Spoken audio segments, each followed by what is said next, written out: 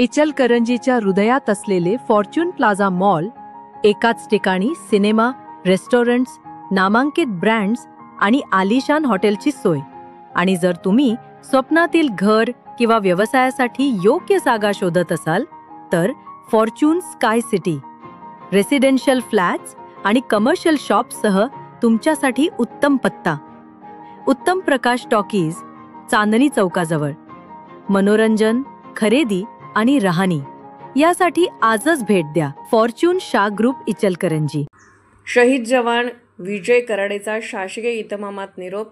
ज्या मैदानातील मातीत सराव केला त्याच मातीत शेवट. करवीर तालुक्यातील नागावमधील एडीडी रेजिमेंटचा जवान विजय कराडे हा पंजाबमध्ये चंदी मंदिर येथे सराव करताना जखमी झाला. त्याला उपचारासाठी दाखल केले असता शनिवार दिनांक 6 सप्टेंबर रोजी उपचारादरम्यान मृत्यू झाला. या दुःखद घटनेची माहिती कुटुंबाला मिळताच एकच आक्रोश झाला.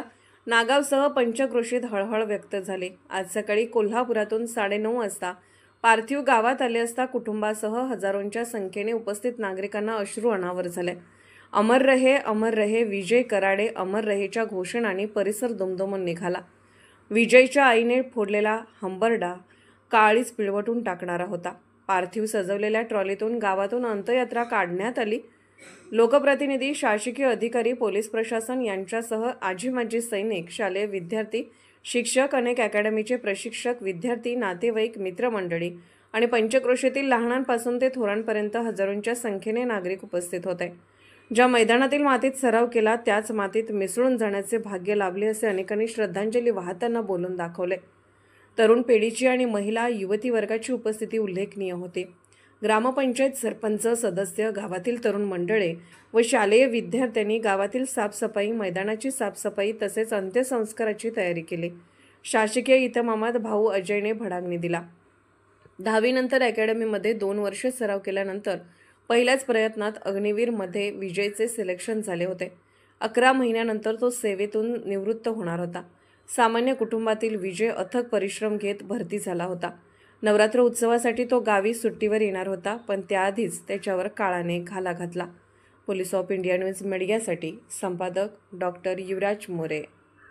या सगळ्यासोबतच इतरांनाही त्या घटनेचा साक्षीदार होऊ द्या आणि याच्यातून आपण एक देशप्रेमाची भारतभूमी रीती नाही झाली या विजयची प्रेरणा घेऊन अशा असंख्य विजय वीर होऊन भारत मातेच्या रक्षणासाठी भारतीय सैन्य दलामध्ये प्रवेश होत आहेत.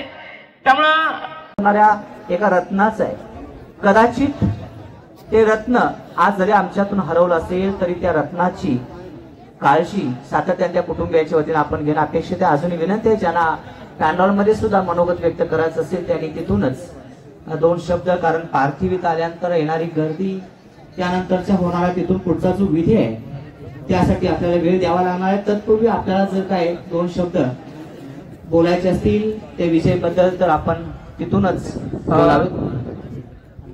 पवन पाटील सरांनी दिलेल्या सूचनेनुसार प्रश्नच उद्भवत नाहीये, त्यामुळे कृपया सगळ्यांनी सहकार्य करायचं आहे.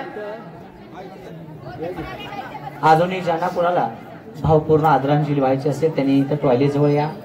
त्या ठिकाणी 2 मिनिटं तिथून आपण आदरांजली वाहू शकता, किंवा जिथं मंडप आहे त्या मंडपामध्ये बसलेले काही प्रमुख तिथूनही 2 शब्द त्या संदर्भात.